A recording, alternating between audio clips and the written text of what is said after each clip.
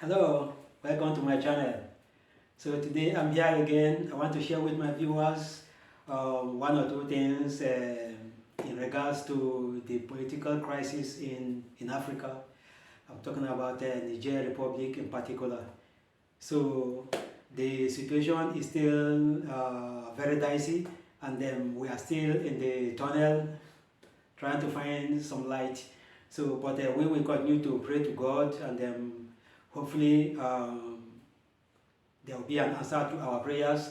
I'm very happy going through the various kind of news medias, and seeing on this platform a lot of people are airing their opinions about the best way out, and probably some other people are kind of trying to give a prescription and description about on the situation, and what best to be done. So this is my own little opinion, and my own little contribution as well. So I feel concerned as a Nigerian, and these are Niger Republic are my brothers, and we should all feel concerned at the same time, whether African or not. It doesn't really matter what part of the world you come from. We have one thing in common. We should all wish for peace, and all of us are talking about trying to target to score the same goal, and that goal is peace in the world. So today I want to share with you about some certain things that is actually trying to motivate me right now to do this, because I have going through the news media. I have seen how France is trying to kind of mobilize or recruit other members of the Europe, and to be able to give their backings to France in whatever steps France is trying to take against the Niger people. So this is so sad for me, and I feel so disappointed that these are intelligent people, and they know that whatever that is happening in West Africa cannot be tolerated within the borders of Europe. It's not possible. So what they cannot, they are trying to serve what they cannot eat. So in that way, I feel so disappointed in them, because first I will have to take us back to the crisis to the Putin's war.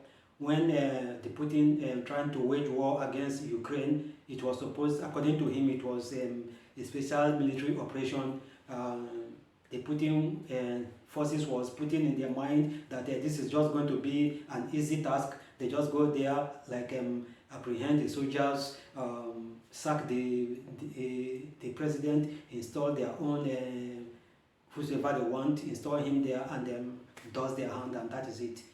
But then they kind of they were met by a very stiff resistance from the Ukraine army. So till today, the war drags on. So they are being held into a kind of the tug of war. So to the extent that the Russians have lost patience, they have lost tactics, they have no strategy anymore as how the war is going to be fought. Rather than say at the beginning of the war, it was like they were trying to strike on military installations, but right now they are no more striking on military installations. They are striking churches, mosques, and like schools, hospitals, like rail lines, and things that are not even connected to the military. So there are countless number of civilian casualties. So to the extent that the Russian military are right now attacking them themselves. So they have lost control of how to go. They are, in fact, in my own opinion, Russia is looking for a way out of the disgrace which they put themselves in Ukraine. So during this crisis in Ukraine, I have seen, staying here in Europe, I have seen that here in Finland we have a border.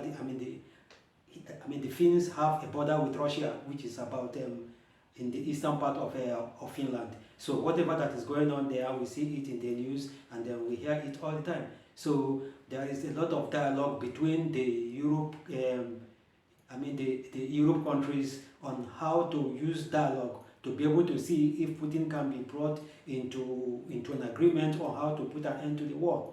So there is no mention of any force.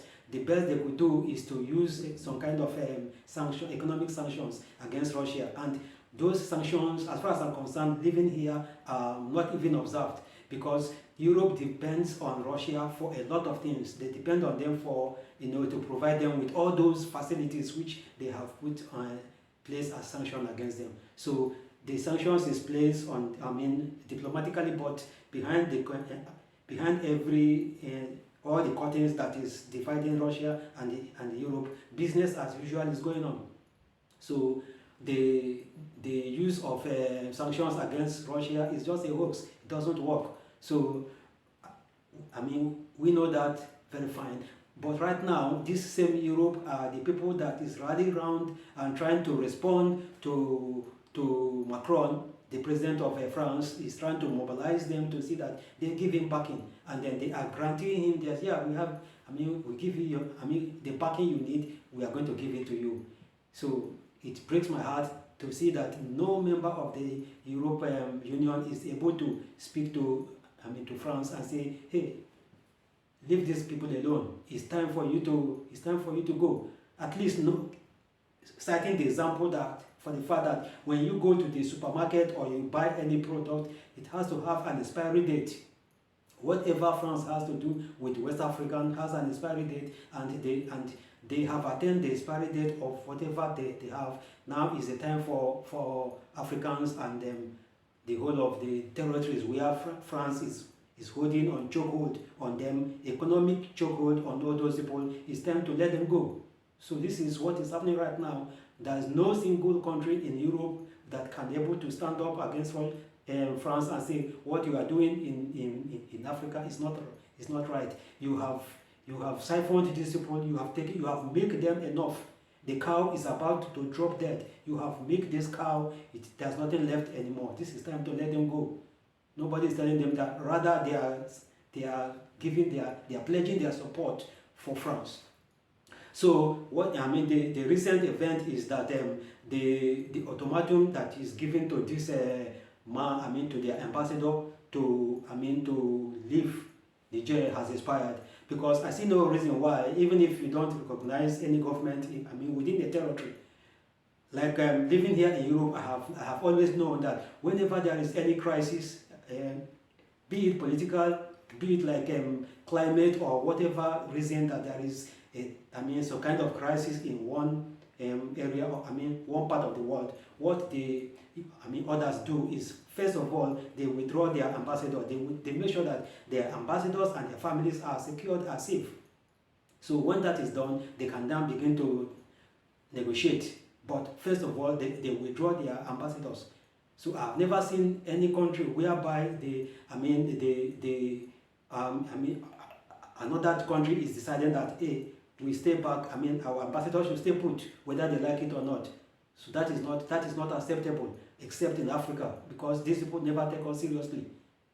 So that is the situation. Because right now, what France is doing is that France wants to use their ambassador as a bait, keep him there, and then to see if that could attract the a kind of aggression from the Nigerians, to be able to say, okay, they lay a finger on him. And then France can be able to use that as a yardstick to be able to attack the Niger people. Because right now, probably they haven't gotten all the backings to be able to come directly to attack Niger. What they are doing right now is to push up ECOWAS as to stay on the front line. They want to push ECOWAS up. So if they are now pushing, it hurts me to feel that my own president is on the front line of the people that is going to lead or to pronounce war against my own brothers and against Niger. So, like as I said, in the northern part of Nigeria is about 7 countries, 7 states, not countries, about 7 states in the northern part of Nigeria that share, the borders is open. The borders between these 7 states is so porous that you can hardly differentiate between Niger and Nigeria. So now, our president is going to pronounce war against them. Apart from the economic the sanction that has been placed on them, which is also affecting us as Nigerians, who has families in Niger, who are some Nigerians who have their own families, vice versa. We have some Nigerians who have relatives in Niger, and in the same way too. So is biting hard on everybody. So that sanctions, our president will have been able to avert that, not pronounce any sanctions against Niger in the first place. Then to be able to say, okay, he wants to use, I have spoken about that in my previous video, how I felt that my president will have utilized his capacity as an elderly statesman to be able to initiate the dialogue, even without involving ECOWAS members. But that I'm so happy that today they have tried to backtrack, step back into correcting their mistakes by enabling them to be able to say, okay, now we want to put dialogue on the table, which is okay. So right now, what I don't expect is that our president will be on the lead to be able to say, yes, he wants to blow the whistle for war, want to blow the trumpet for war, to begin with our own brothers. And then right now, and it's not like all the members of ECOWAS states that are present in the meeting are ready to send their soldiers to go and fight at Niger, and yet they don't have land connections with the Niger Republic. We as Nigerians, we are the only people that is directly connected with the Niger. So that is the situation. So, but it hurts me to see that what France wants to achieve is to push in the ECOWAS forces first into Niger, ignoring the fact that these soldiers are going into territory, another man's territory, whom you don't even know the corner, you don't know which street is a dead end, you don't know where this street leads, you don't know. They are the owners of the land, this is their territory, they know better, they know where they're going to put their light mines, they know where they're going to dig trenches and hide themselves. You don't understand. So this is the situation now, that France understands that these ECOWAS soldiers might get there and then be disappointed at how they will be received. Because you are going to meet soldiers who are already armed, who are already prepared. You are not going to meet like kids. You don't expect in the situation whereby you just ECOWAS soldiers will arrive in Niger, and then they will just everybody will, whatever they want will be served to them on a platter of gold. It's not possible. They will meet resistance from the Niger army. I'm very sure about that, especially as they will be backed up by Mali and Burkina Faso. So it's going to be tough. So now, if you think, I will take you back to what happened during the battle of Mogadishu. So this was like, the Somalians are the owners of the territory. They know where to hide themselves, and that made it possible for America to be defeated in Mogadishu in the year 1993. This year is the 30th anniversary of what happened in Mogadishu. So it also pains my heart to see that our leaders, our ECOWAS leaders, are trying to celebrate the 30th anniversary of what happened in Mogadishu in Niger Republic, because there could be, a repeat of whatever transpired between America and the Somali warlords. So I don't expect that these ECOWAS soldiers will just go there and it will be easy for them. I don't expect that at all. So what I now think that France want to achieve is that once they now see that ECOWAS is losing soldiers, and then France will now start to rescue them, and automatically the Russians are there, Chinese are there. I don't know what side the Chinese are placing themselves, but definitely Russians are there to help the Niger people and all other countries that support Niger, that wants to give them that kind of military backings. They are also there. So what France wants to achieve is to see that the Third World War, which they are struggling to avert, they are trying to make sure that the Third World War is not fought within their territory, are bringing in this Third World War to be fought within the coast of West Africa. So that is so sad, knowing that, okay, these people are so poor, and it is so easy for them. They feel so proud to be able to mention Niger as one of the poorest nations in the world. Yeah, and yet they are very rich. They have all the mineral resources that can be able to make them rich, so that they don't complain. But we are not doing that. I don't think many of these Europe countries are richer than Africa, or richer than Niger Republic as a country. But they want to keep us in perpetual poverty. and then continue to milk, continue to take. All they do is to loot all the time. Helicopters is loading from one part of Africa to another, and then all the things that they are getting, the diamond, the silver, the bronze, the elephant tusk, whatever, they load it into another plane and then take off without anybody stopping them. How long is that going to continue? How long will you put a chokehold on on another man and enable him to cry and begin to say, please let me go? So this time, what the actual thing I want to speak right now is that our leaders should be able to see the handwriting on the wall, to know that these Western countries do not mean any good. What they are trying to do is to be able to portray Africans, the West African, into a territory where they can be able to now utilize their weapons, which they have manufactured all through the years. They want to use it to be able to demonstrate their powers and be able to fight the war in West Africa, knowing that yes, Russia is waiting, and then this is going to be a proxy war, like everybody is trying to analyze it, between Russia and NATO. Because at the end of the day, maybe it is a place that they can now conveniently make use of their weapon of mass destruction. Fumigate Africa, the coast of West Africa, and then sweep everybody into the ocean, and then they will sit back and then divide West Africa now into territories that suit all of them. Russia will take, France will take, then America will take, Britain will take. So they will divide West Africa again, and then return us back into another 350 years of colonial rule. So this is where I feel like our leaders are not being smart. So if our leaders are smart, they should be able to say, yeah, we have an agreement, ECOWAS, we have Organization of African Unity, whatever treaty that we have, whatever organization that we have that is protecting us, there is certain time that will arise that it is good to mind your own business.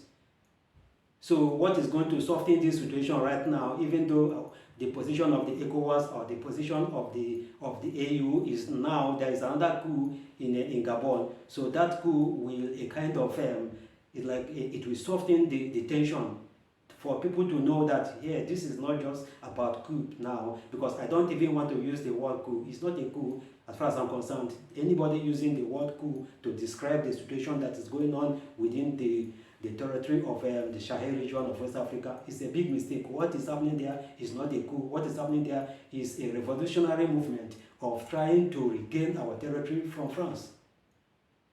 The whole of the military intervention is not happening to any other area. It is within that Sahel region, and all those areas is where the vampires of France is having influence. So there is a time for France to be taken away, and this is the time. That is what is happening right now. France's own time, in occupying West Africa has expired, and this revolutionary movement now is what I see as a strategy of trying to reclaim our land for the West Africans to have authority. So we cannot be talking about how they giving us they give us democracy, and yet we are not free to vote and place in our own leaders whom we want to have accountable for how our mineral resources are being utilized, and then we can be able to see the dividends of our mineral resources, how it is being used to repair our roads, to be able to build hospitals, to be able to do all the infrastructures that will benefit the people. Because why are they even interested? They have their investments abroad, they have everything they want abroad, they have toothache, they have headache, they go abroad for treatment. Why would they have to bother to build a hospital for the poor masses? So this is not a constitutional order. This is not democracy. And then you expect us that after 4 years or 5 years, as the time of tenure is permitted, we have to stand on the sun to be able to cast our vote for a vote that does not even count. Because before we go to vote, France have already known who is going to take mantle of the power. So this is the situation. Democracy is not practiced in West Africa, and there is no all this talk about return to constitutional order. There has never been a constitutional order. Constitutional order is a French puppet. French is there pulling the string of the puppet. That is what is happening right now. And the moment we are now trying to remove the puppet, France is crying. France is like being aggressive. Where do we lose the right? Where do Africans lose the right to even protest, to be able to say, no, this is, we are under chokehold of France, we want to break free, we want to be free, we want to breathe. When is the time? When is the right time? So as far as I'm concerned, what is happening in the whole of West Africa is not a coup. What is happening is change of government. Simple.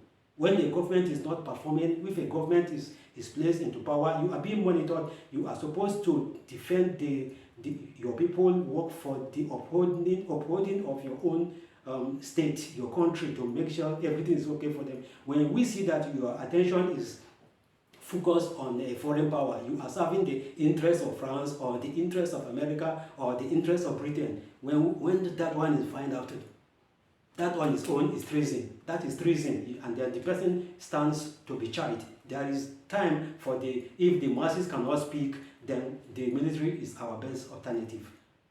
Thank you for watching, and God bless.